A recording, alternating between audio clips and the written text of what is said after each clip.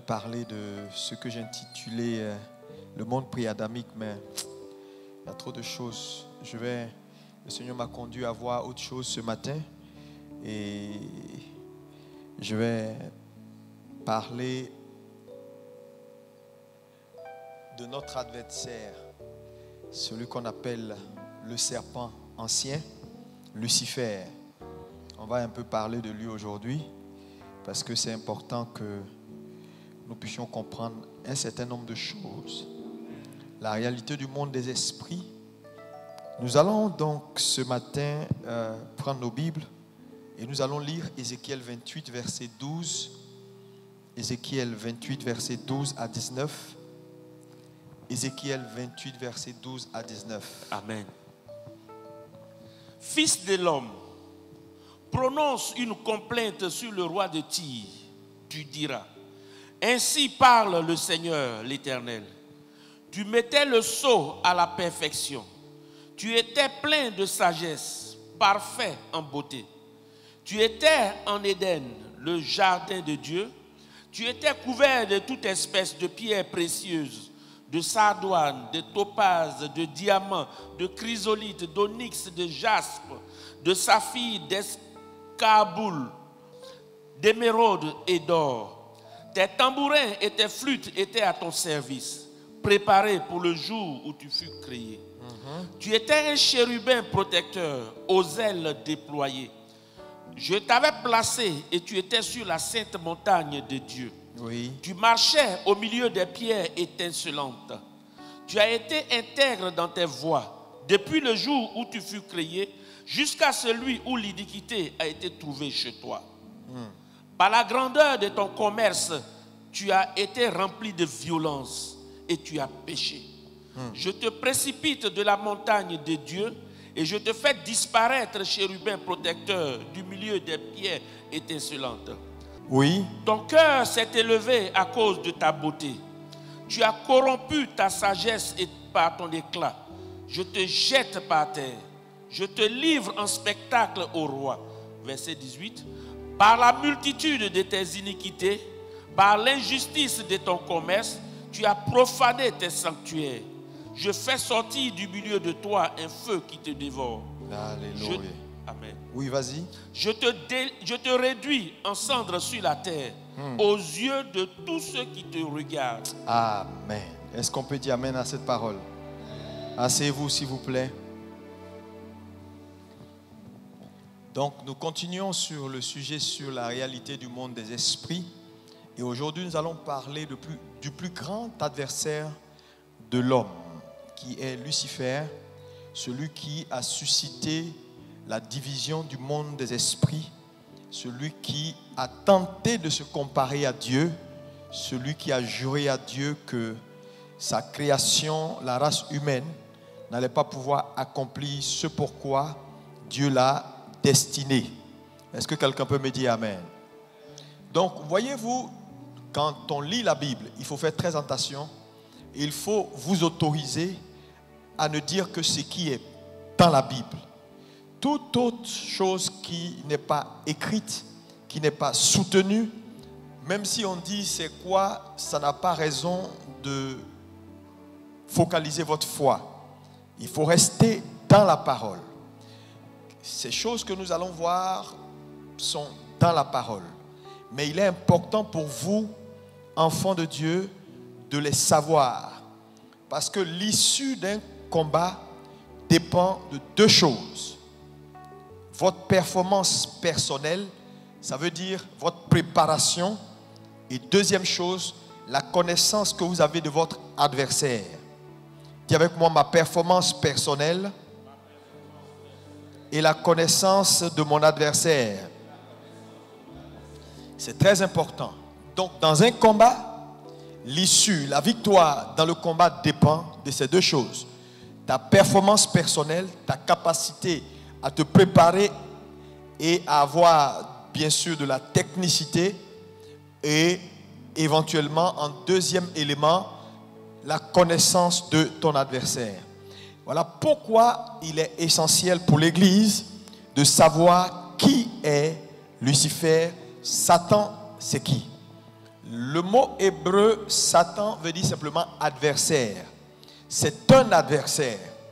Il est celui qui a orchestré la première rébellion dans le ciel. Vous voyez, quelqu'un qui orchestre une rébellion dans le ciel n'est pas un enfant.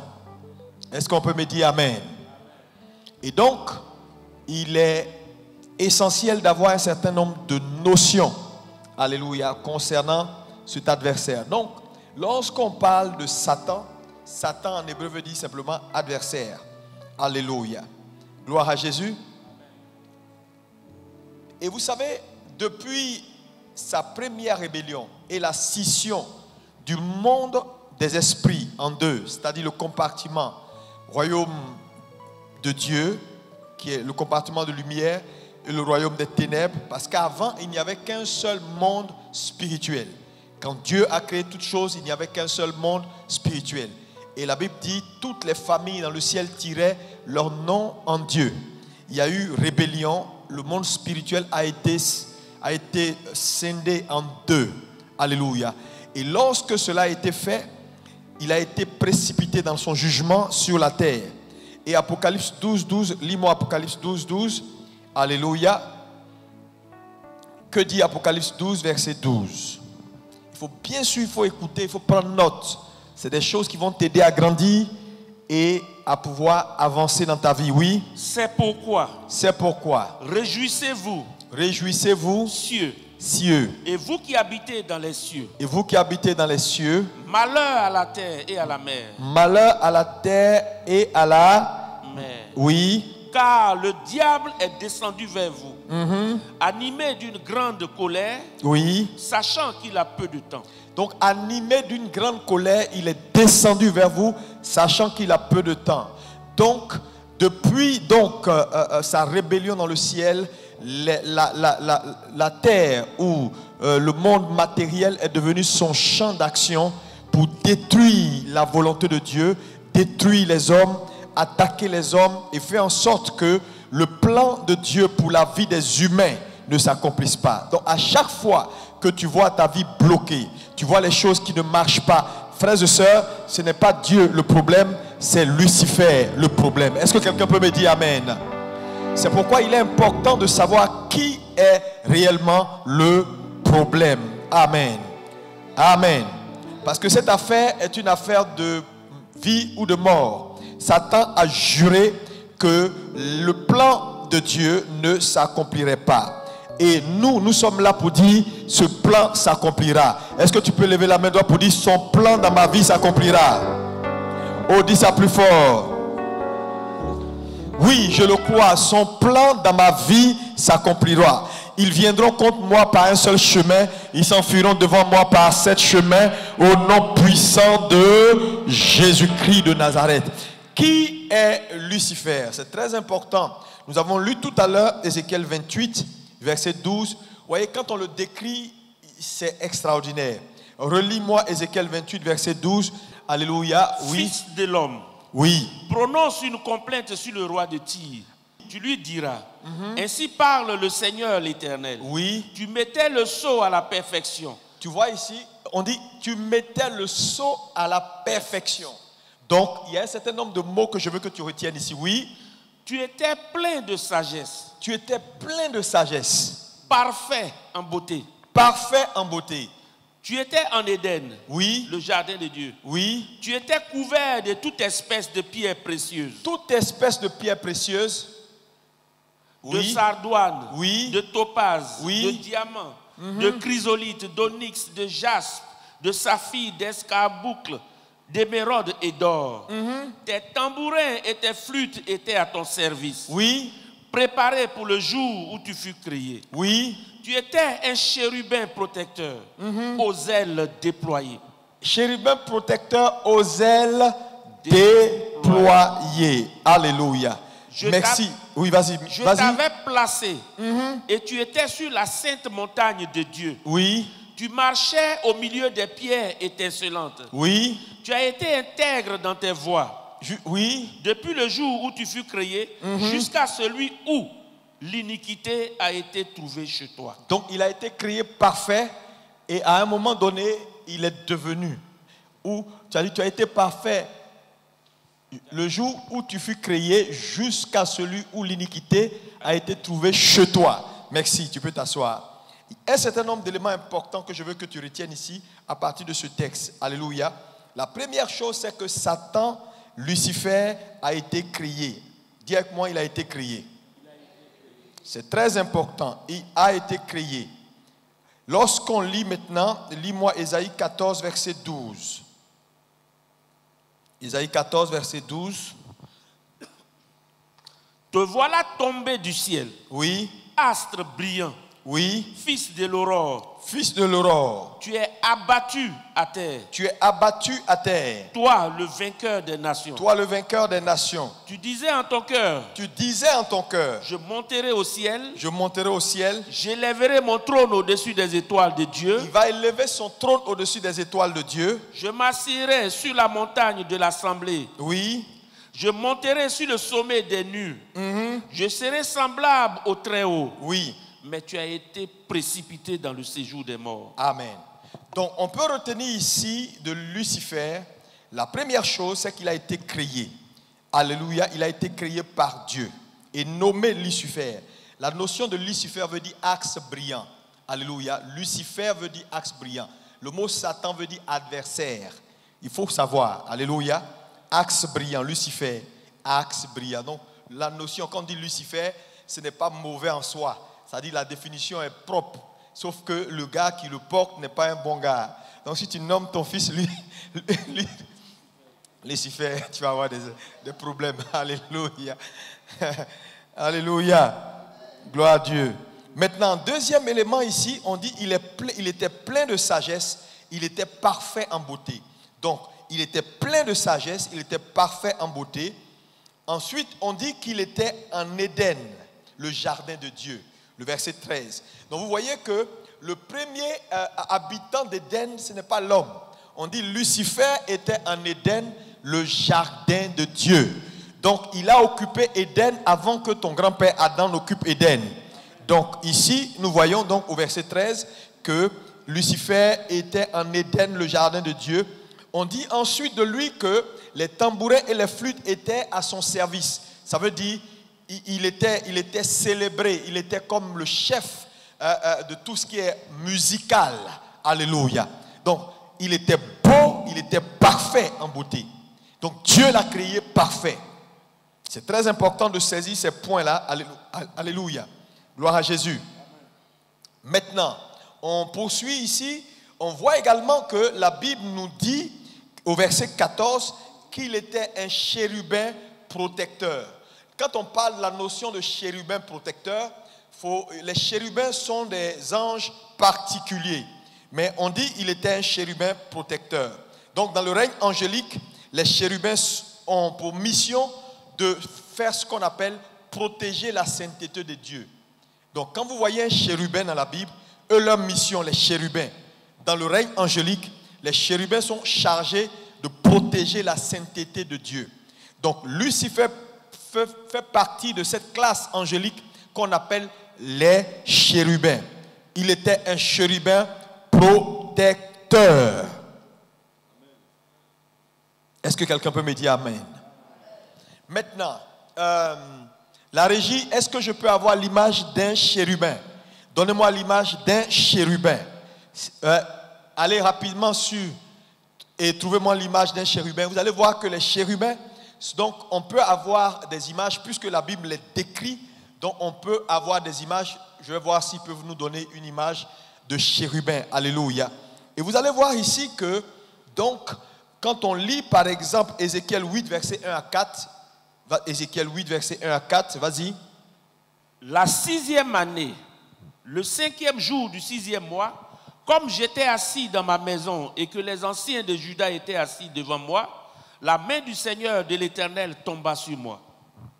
Je regardai et voici, c'était une figure ayant l'aspect d'un homme. Depuis ses reins en bas, c'était du feu. Et depuis ses reins en haut, c'était quelque chose d'éclatant, comme de l'airain poli. Il étendit une forme de main et me saisit par les cheveux de la tête. L'Esprit m'enleva entre la terre et le ciel et me transporta dans des visions divines à Jérusalem, à l'entrée de la porte intérieure du côté du septentrion, où était l'idole de la jalousie, qui excite la jalousie de l'Éternel. Et voici, la gloire de Dieu, du Dieu d'Israël était là, telle que je l'avais vue en vision dans la vallée. Il me dit, fils de l'homme, lève les yeux du côté du septentrion. Je levai les yeux du côté du septentrion, et voici, cette idole de la jalousie était au septentrion de la porte de l'autel à l'entrée. Et il me dit, fils de l'homme, vois-tu ce qu'ils font, les grandes abominations que commet ici la maison d'Israël? Merci. Va maintenant à Ézéchiel 10, verset 1. Lis-moi le verset 1, 2, 3. Je regardai et voici sur le ciel qui était au-dessus de la tête des chérubins, il y avait comme une pierre de saphir. On voyait au-dessus d'eux quelque chose de semblable à une forme de trône. Et l'Éternel dit à l'homme vêtu de lin, va entre les roues sous les chérubins, remplis tes mains de charbon ardent que tu prendras entre les chérubins et répands-les sur la ville. Et il y alla devant mes yeux.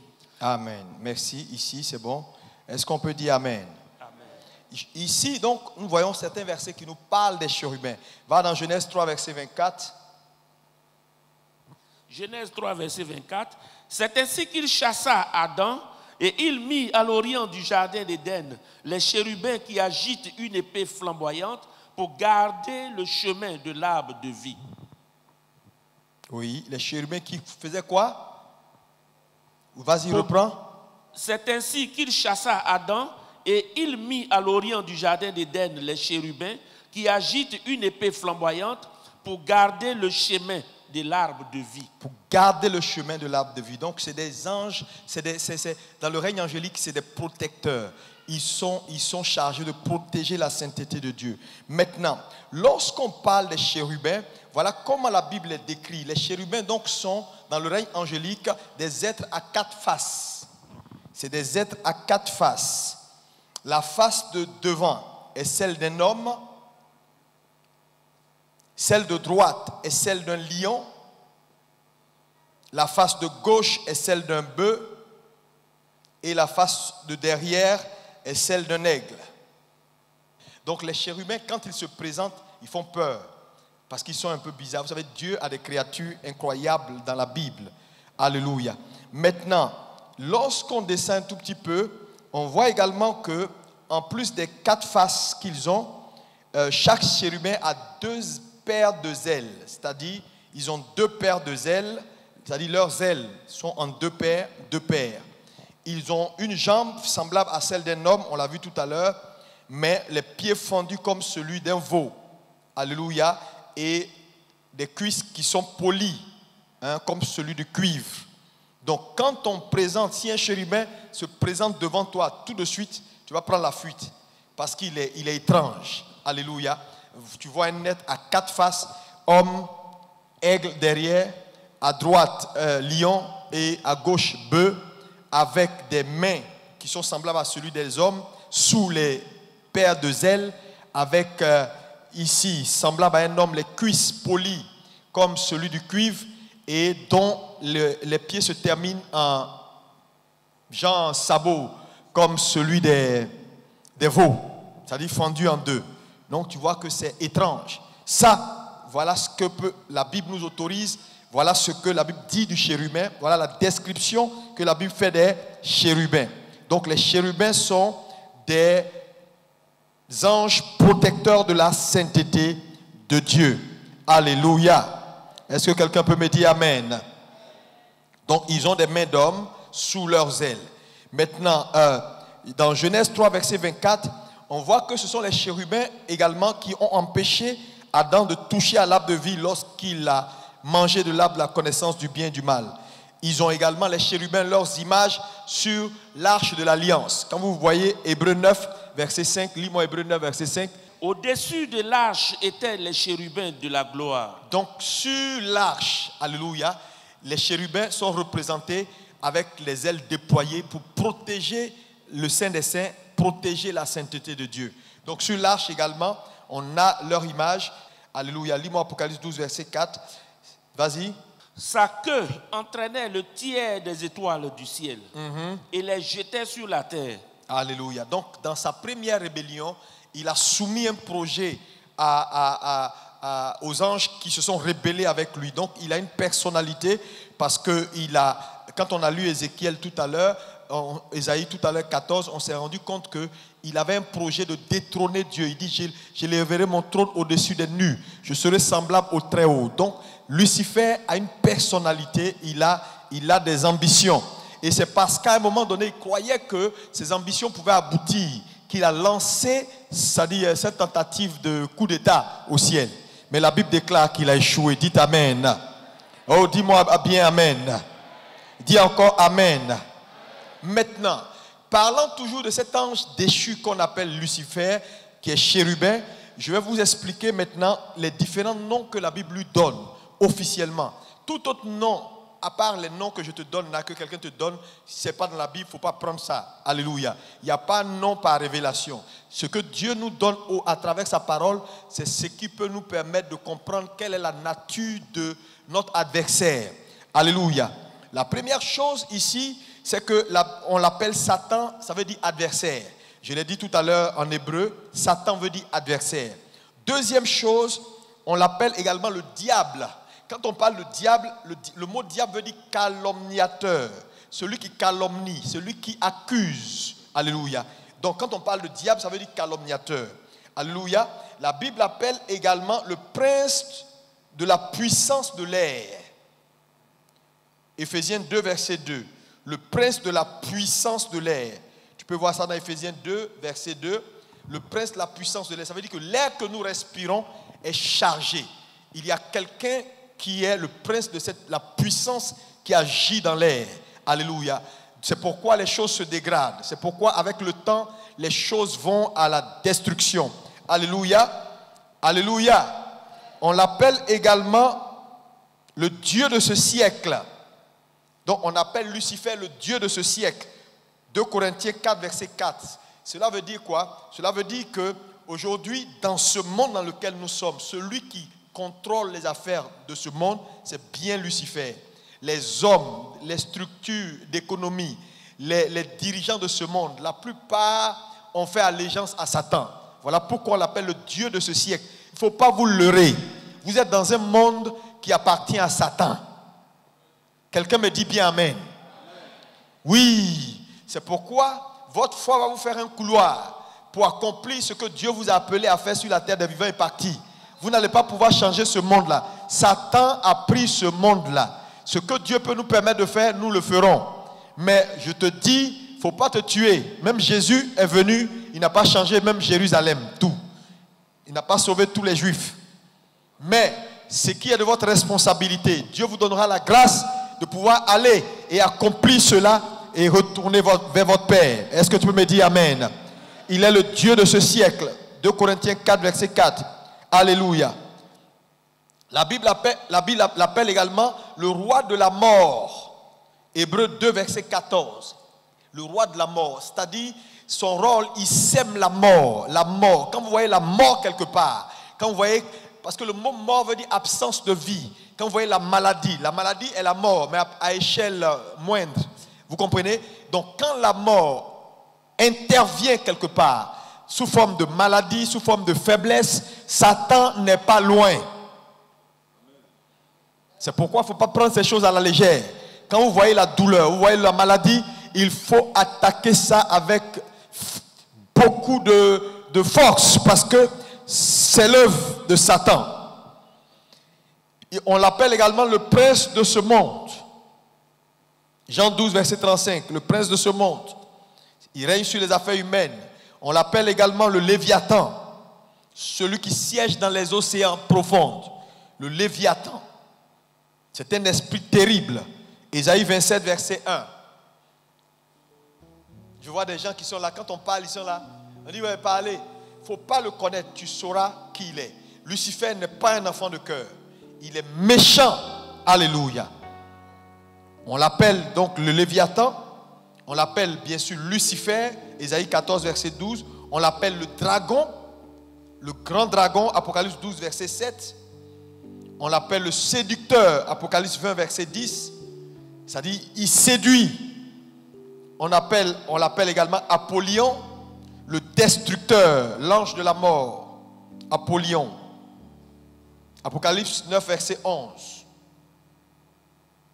On l'appelle également Belzébul, le prince des démons. Matthieu 12, verset 24. Jésus l'a dit lui-même. On l'appelle également Bélial, l'esprit de bassesse et de cruauté. 2 Corinthiens 6, verset 15. On l'appelle le malin. Matthieu 13, verset 38. On l'appelle le tentateur. 1 Thessaloniciens 3, verset 5. On l'appelle l'accusateur. Apocalypse 12, verset 10. Il est perpétuellement en train d'accuser les saints auprès du trône. On l'appelle le menteur. Jean 8, verset 44. Il est menteur depuis le commencement. Donc quand tu vois quelqu'un qui ment beaucoup, il a été Satan, il y a eu une infusion. Satan l'a vacciné. Alléluia. L'accusateur, le menteur, le meurtrier. Jean 8, verset 44. Frères et sœurs, Satan est cruel. Et son désir, c'est de détruire les hommes et détruire la race humaine. Partout où il apparaît, c'est la maladie, c'est la mort, c'est la destruction, c'est la malédiction, c'est la stérilité, ce sont les accidents. Toutes ces choses. Alléluia.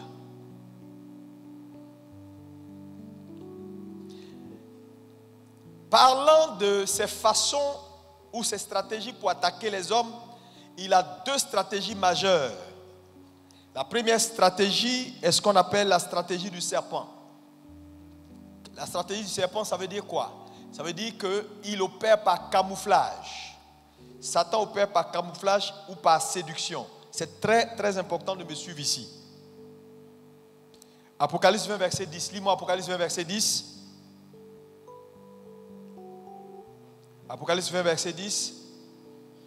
Et le diable qui les séduisait, fut jeté dans les tangs de feu et de soufre. Et le diable qui les séduisait, donc son âme principale, c'est la séduction. Ça veut dire quoi? Dans ces temps de la fin, Satan va opérer par la séduction. Et donc la séduction est l'âme principale de Satan. Quand on parle de séduction, on parle de camouflage. C'est-à-dire amener quelqu'un à accepter une vérité ou une fausseté, mais en lui faisant croire autre chose que ce qui est la réalité. Et donc, être séduit, donc, c'est être dans une position où on pense que les choses sont bonnes ou sont vraies alors qu'elles ne sont pas vraies. C'est ça la séduction. Et dans ces temps de la fin, la séduction va remplir l'église. C'est pourquoi il faut que tu te réveilles. Dis Amen. Donc, il travaille avec cette âme qui est l'âme de la séduction pour amener les gens à croire ce qui n'est pas vrai, à croire des choses concernant Dieu qui ne sont pas vraies. Alléluia. Parce que lorsque Satan arrive à séduire un homme, il a eu. Parce que la séduction fait quoi? C'est qu'elle t'éloigne de Dieu. Parce que lorsque quelqu'un est séduit, alors il prend ce qui est faux pour la vérité. Et vous savez que Dieu, la main de Dieu est puissante dans la sphère de sa volonté. Et quand un homme n'est plus en train de faire ce que Dieu veut, n'est plus en train de croire ce que Dieu veut, ou sa foi n'est plus alignée sur celle de Dieu, naturellement Dieu s'éloigne de lui. Donc par la séduction, Satan éloigne les gens de Dieu. C'est-à-dire quoi? Il ne va pas venir te dire, bon, quitte le Seigneur. Tu ne vas pas le quitter. C'est trop flagrant. S'il vient te dire, toi là, il faut venir chez moi, il ne faut pas aller chez Dieu. Non, donc il va introduire dans ta vie des doctrines. Il va te faire croire des choses qui sont des choses qui sont contraires à la volonté de Dieu. En croyant ces choses, tu t'éloignes de la volonté de Dieu. Et le Seigneur ne peut plus, bien sûr, naturellement t'assister. Satan sait qu'il ne peut rien contre un homme qui marche dans la vérité. Il le sait. Quand un homme marche dans la vérité et la volonté de cet homme est synchronisée avec celle de Dieu, Satan ne peut rien contre cette personne. Donc, sachant cela, c'est seulement par la séduction qu'il peut éloigner un homme de Dieu. Donc vous comprenez que la séduction devient quelque chose de très tangible. Mais quand je parle de séduction, c'est à tous les niveaux. Hein? C'est à tous les niveaux. Faut faire gaffe. Alléluia. Alléluia.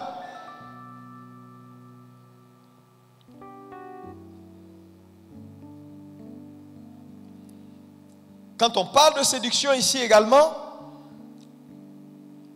Satan, cette séduction peut être des idées, peut être également une doctrine, une logique qui n'est pas celle de Dieu.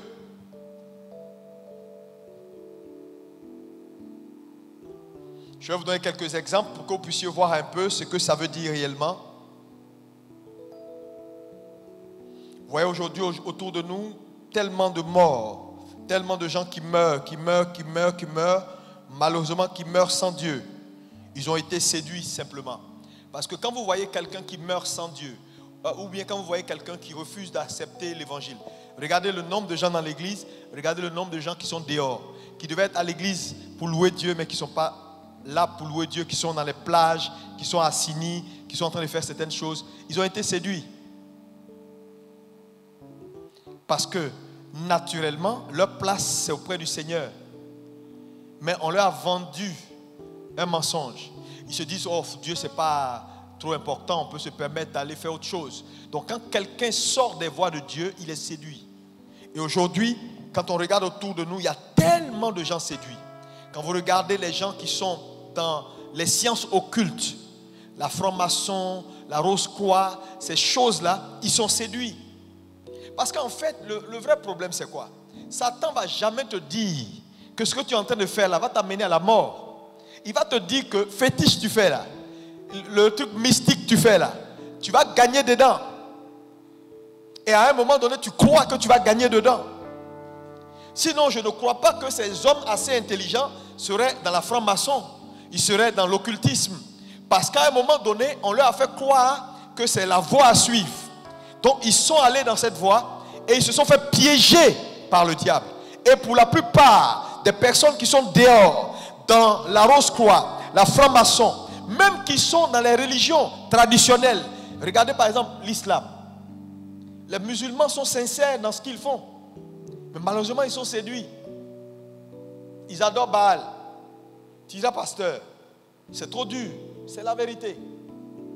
Jésus dit, je suis le chemin, la vérité et la vie. C'est exclusif. Le chemin, il n'y a pas deux chemins. C'est des vérités qu'il faut accepter. Quand tu marches avec Dieu, à un moment donné, il faut accepter les vérités telles qu'elles sont.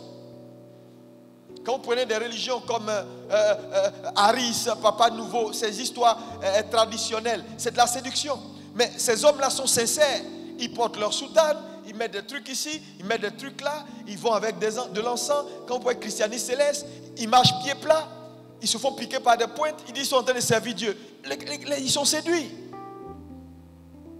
Donc, frères et sœurs, Satan travaille par la séduction. La plupart des hommes sont séduits.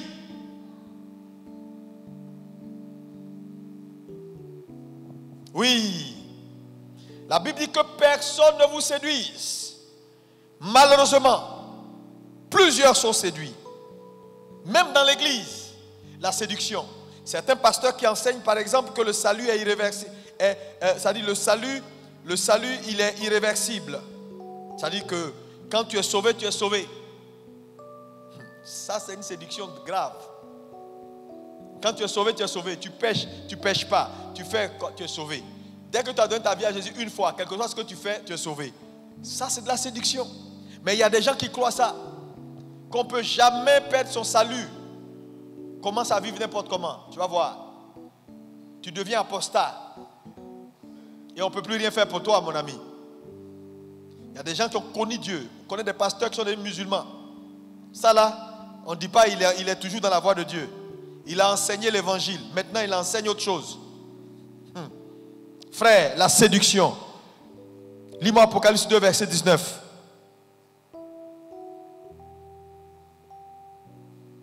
Apocalypse 2, verset 19. Je connais tes œuvres, Oui. ton amour, ta foi, ton fidèle service, ta constance et tes dernières œuvres plus nombreuses que les premières. Oui. Mais ce que j'ai contre toi, c'est que tu laisses la femme Jézabel, qui se dit prophétesse, enseigner et séduire mes serviteurs pour qu'ils se livrent à l'impudicité et qu'ils mangent des viandes sacrifiées aux idoles. Oui, la séduction. Tu fais ça, mais voilà ce que j'ai contre toi. Tu t'es laissé séduire. Alléluia. Donc la séduction, elle est multifacette. On trouve la séduction quand on parle des religions traditionnelles. Attendez, comment se fait-il qu'une religion te dit que quelqu'un est intermédiaire entre Dieu et les hommes? La Bible dit Jésus-Christ seul est intermédiaire entre Dieu et les hommes. C'est de la séduction.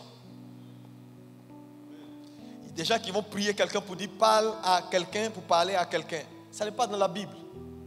Non, je peux être honnête avec vous. Ça va te choquer, mais au moins je t'ai dit. Demain, tu ne vas pas dire le pasteur ne m'a pas dit. Tu prends toute la Bible de Genèse à Apocalypse. Tu ne trouveras pas quelque part où on dit qu'il y a un médiateur. Le seul médiateur entre Dieu et les hommes, c'est Jésus-Christ, Dieu. Il n'y a pas quelqu'un qui parle à un fils et le fils parle à Dieu. Ça n'existe pas dans la Bible. C'est de la séduction. C'est des fabrications humaines.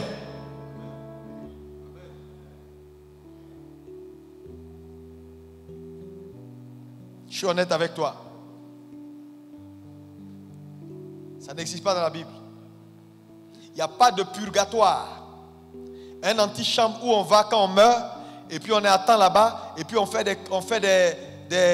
prie pour toi, on paye l'argent, et puis on fait des messes, et puis tu vas aller aussi. Ça n'existe pas dans la Bible. C'est de la séduction. Ça veut dire quoi? Tout le monde peut vivre sa vie comme il veut, et puis tant qu'il a un peu d'argent, le jour où il meurt, il dépose quelque part dans une église, et puis on fait chaque mois on fait messe pour lui. Mais ça n'existe pas. C'est de la séduction. Frères et sœurs, la séduction est l'âme principale. Ah, la séduction. Quand quelqu'un paye pas sa dîme, il est séduit. Non, mais c'est vrai. On te dit non, les histoires de dîmes là, c'est l'Ancien Testament. C'est la séduction. La dot, c'est le mariage. C'est la séduction. La dot n'est pas le mariage. Quelqu'un me dit amen. Si on doit parler de tout ça là, on ne va pas finir aujourd'hui. Parce qu'il y a tellement de gens séduits qui sont assis dans nos églises, ils viennent s'asseoir, mais ils ne veulent pas changer leur croyance. Mais tant que ta croyance ne change pas, tes expériences ne changeront pas. Parce que ce sont la croyance d'un homme qui fait ses expériences. Non, moi j'ai fait la dot, donc je suis marié. Non! Dans la Bible, la dot, ce n'est pas le mariage. Quand on t'a doté, c'est fiançailles. Le mariage biblique, c'est devant le maire. Toute autorité instituée par Dieu. J'ai vu des gens, on a pris celle avec 15 francs pour prendre leur enfant, jusqu'à aujourd'hui. C'est pas mon enfant.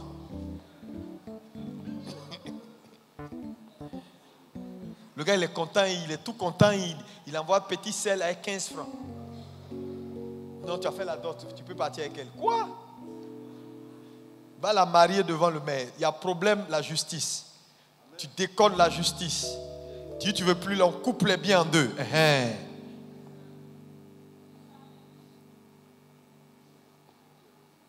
Séduction. Il y a des gens qui aiment dire, par exemple, Dieu parle à tout le monde. C'est pas vrai. Si tu crois ça, tu es séduit. Parce que les rebelles, là, c'est comme ça ils sont. Dans tous les cas, Dieu là même, il parle à tout le monde. Même s'ils ne veulent pas, Dieu aussi nous parle. Dieu ne parle pas à tout le monde. Il y a des choses, Dieu ne va pas te dire. Il faut lire bien ta Bible. Dieu ne parle pas à tout le monde. Dieu n'a pas parlé à Josué jusqu'à ce que Moïse meure. C'est quand Moïse est mort qu'il est venu voir Josué. Pour dire, Josué, maintenant tu peux te lever. Moïse, mon serviteur est mort. Josué, serviteur de Moïse. On peut continuer maintenant le chemin. Il y a des gens qui pensent que le jeûne, les jeûnes et les prières ou le jeûne règlent tous les problèmes. C'est de la séduction. Quand j'ai jeûné, j'ai prié, tous mes problèmes sont réglés. Ce n'est pas vrai du tout. Le jeûne n'exauce pas la prière. Le jeûne te met dans les conditions pour que tes prières soient exaucées. Donc tu peux jeûner et ne pas voir tes prières exaucées si tu ne fais pas ce qu'il y a à faire. Est-ce que quelqu'un est là?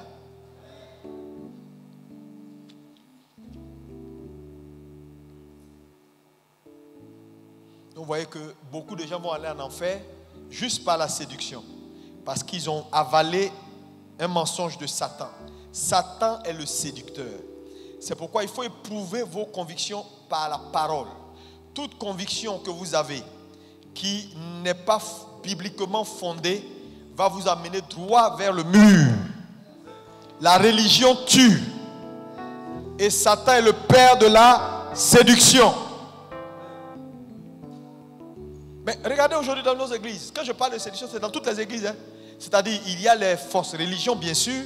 Il y a ce qui est flagrant, bien sûr. Mais même dans les églises évangéliques, il y a beaucoup de chrétiens séduits qui sont carrés, qui ne respectent pas l'autorité, qui pensent que eux aussi Dieu leur parle et qui n'ont pas besoin d'écouter quelqu'un. Ils sont séduits, tout simplement séduits. Alléluia.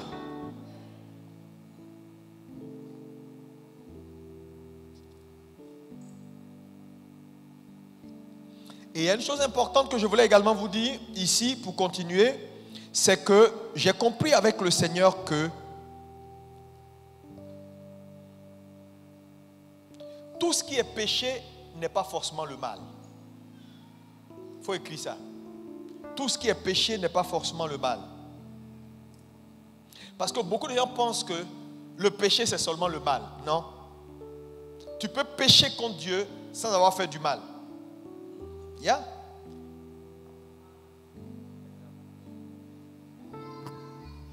Est-ce que tu comprends ça? Si tu vois le péché en termes de mal seulement, tu vas te tromper. Tu seras séduit. Tu vas attendre. Pour toi, c'est lorsque tu as fait quelque chose qui est vraiment mal que tu as péché. Ce n'est pas vrai. Pécher, c'est manquer le but. Ça veut dire quoi? Si tu dois faire quelque chose que tu n'as pas fait, tu as péché. Si ce que tu sais qui est bon à faire, tu ne l'as pas fait, tu as péché. Ça veut dire quoi? J'ai vu la sœur et je vois qu'elle manque de ressources. Elle n'a pas mangé. Je l'ai vue. Je sais qu'elle a besoin d'argent. Je peux lui donner. Je ne donne pas. J'ai péché. Mais les gens ne considèrent pas ça comme péché. Pour eux, le péché, c'est le mal. Ah, j'ai fumé. Ah, je suis sorti à la femme de X. Je suis sorti à la femme de Y. Non. Le péché n'est pas seulement le mal. Tu peux faire du bien et pécher. Oui. Tu peux faire du bien à la mauvaise personne, tu as péché. Quelqu'un que Dieu met en quarantaine, si toi tu essaies de le sortir de sa quarantaine, tu as péché.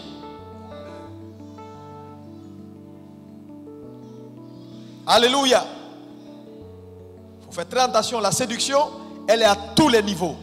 Et Satan, sachant cela, travaille bien sûr pour nous amener à transgresser chaque jour.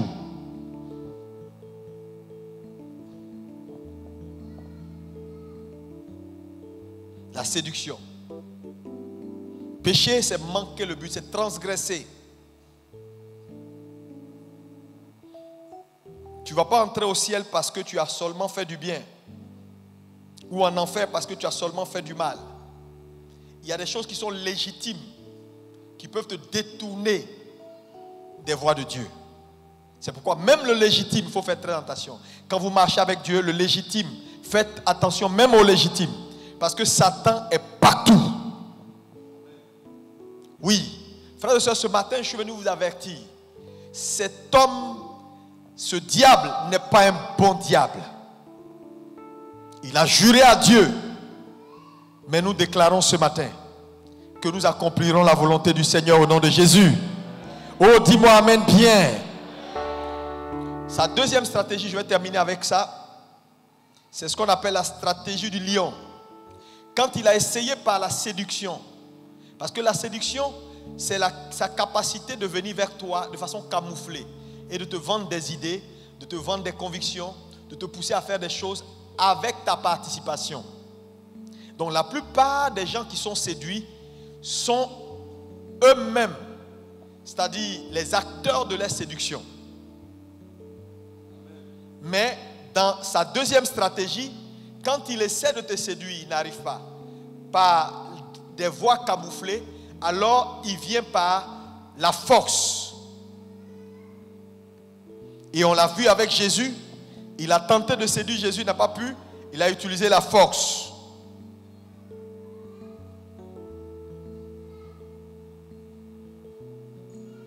« 1 Jean 5, verset 8. Lis-moi 1 Jean 5, verset 8. L'esprit, l'eau et le sang, et les trois sont d'accord. 1 Pierre, s'il te plaît, excuse-moi. 1 Pierre 5, verset 8. Il l'a fait avec Jésus. 1 Pierre 5, verset 8. Oui. Soyez sobres, veillez. Votre adversaire, le diable, rôde comme un lion rugissant, cherchant qui il dévorera. Cherchant qui il va dévorer. Donc, lorsqu'il a essayé par la séduction, il n'est pas arrivé à t'amener à avaler, bien sûr, son virus. Il va maintenant venir par la persécution. Et malheureusement, beaucoup de chrétiens ont succombé à la persécution, à la pression. Alléluia. Lorsque la pression devient trop forte, certains abandonnent. Nous voyons des sœurs qui finissent par abandonner parce que la pression du manque, la pression d'être seule, elles finissent par céder. Alléluia. Il y en a à qui il a vendu l'idée que si tu sors avec un homme, c'est rien du tout. Tant qu'il paye ton loyer, et la sœur elle-même accepte l'idée et elle fait ça. Il y en a qui disent je ne ferai pas ça. Donc il fait quoi? Il met la pression du manque. Elle n'a pas le loyer. Le propriétaire vient dire je veux prendre ma maison et puis la voilà dimanche matin elle doit quitter la maison, elle n'a plus un franc pour manger. Papa aussi dit ton affaire d'église là, faut arrête-moi ton affaire d'église là hein. Il faut que tu te maries. Depuis tu es là, il n'y a pas d'enfant, c'est une affaire de moi j'attends Jésus pour me donner mari. Fais un enfant dehors. Donc tout ça, elle est sous pression et à un moment donné elle cède. Donc quand il est passé par la séduction, il n'a pas réussi, il va venir par la pression, la persécution. Malheureusement, plusieurs ont succombé à la persécution. Alléluia. Pression familiale, pression au niveau des amis, pression au niveau du monde, hein, la solitude, l'échec. Alléluia. La maladie, etc. Il va utiliser toutes sortes de choses pour t'amener à céder. Mais je veux te dire ce matin, quelles que soient les pressions que l'ennemi enverra avec toi, lève la main et dis je reçois la grâce de résister au nom de Jésus. Plus fort, je reçois la grâce de résister au nom de Jésus. Je ne sais pas dans quelle situation tu te trouves. Alléluia. Peut-être que Satan n'a pas réussi à t'avoir par la séduction, mais il va venir par la pression. La pression va venir de la maison. Les gens vont te persécuter, vont persécuter ta foi. Je connais des sœurs, les parents leur disent mais écoutez, votre affaire là même c'est quoi? Depuis tu es en train de vieillir là, tu ne veux pas faire enfant? Maman, chez nous là, si tu n'es pas marié, tu ne peux pas faire enfant. C'est quelle affaire ça? Je vais aller voir ton pasteur. La pression. Socialement, la pression. La pauvre sœur, on lui propose au bureau, si tu veux qu'on te nomme ou on te donne un peu d'argent, bon voilà, hein? Tu connais le système, hein? Elle dit non, moi je suis chrétienne, je ne suis pas dans les affaires de sortir avec les patrons. Oh mon Dieu, pression. On va te rétrograder. On va t'emmerder. Frère, ce monde que vous voyez là, vous n'avez pas encore vu Satan. Certaines personnes n'ont pas encore rencontré le diable. Hein? Je te dis, tu ne l'as pas encore rencontré. Quand tu vas le rencontrer, tu sauras que tu l'as rencontré. Parce qu'il est sans pitié. Je dis, il est sans pitié. C'est pourquoi ce matin, je veux que tu puisses le connaître. Et avoir une idée de ce monsieur. Il n'est pas bon. Alléluia. Et quand tu le prends là, il ne faut pas le laisser. Il faut le frapper.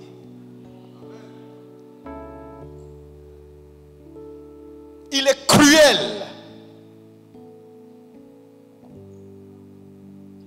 Dans le monde des esprits, quand quelqu'un est partisan des œuvres des ténèbres, même ses propres enfants, il peut les tuer en riant.